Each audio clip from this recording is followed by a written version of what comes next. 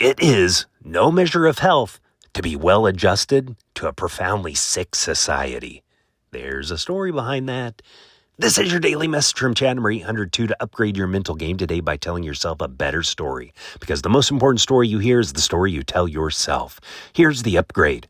I do not act like the unsuccessful majority, but am part of the iconoclastic minority. Here's the story. Currently, we live in a culture that produces more unhealthy, unhappy people than healthy, happy ones. In fact, right now, the unhealthy to healthy ratio is arguably running about 100 to 1. If you are currently a healthy and happy person in today's United States of America or in any one of a growing number of countries now following our lead, you represent a tiny and shrinking minority. You are, statistically speaking, an endangered species.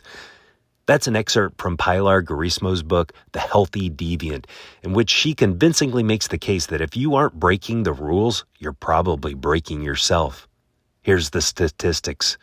50% of U.S. adults are diagnosed with a chronic illness. 68% are overweight or obese. 70% are taking at least one prescription drug. For folks over 60, the average is 5. 80% are mentally or emotionally, quote, not flourishing, end quote. 97.3% are not maintaining healthy habits, defined as decent nutrition, adequate exercise, not smoking, healthy body composition. This is what she calls the crazy that passes for normal. In Let Us Now Praise Famous Men, James Agee wrote, "Adjustment to a sick and insane environment is of itself not health, but sickness and insanity." That is so true, and it sounds a lot like that Jiddu Krishnamurti quote I shared at the headline for this message. It is no measure of health to be well adjusted to a profoundly sick society. What's the answer? Don't be normal. Think different. Be a contrarian. Pioneer. Don't be conventional. Live like an iconoclast. An iconoclast attacks the cherished. It looks like a destroyer, but is actually forging something new.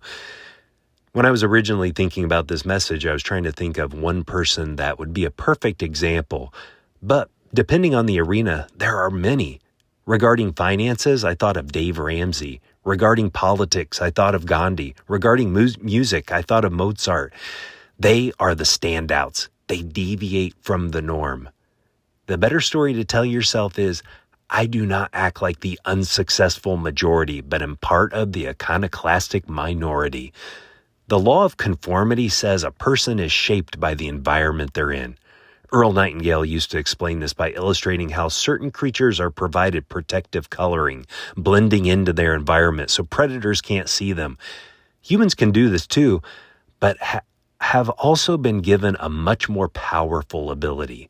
Humans can change their environment to suit them. If you want to improve your circumstances, you can decide what it will be.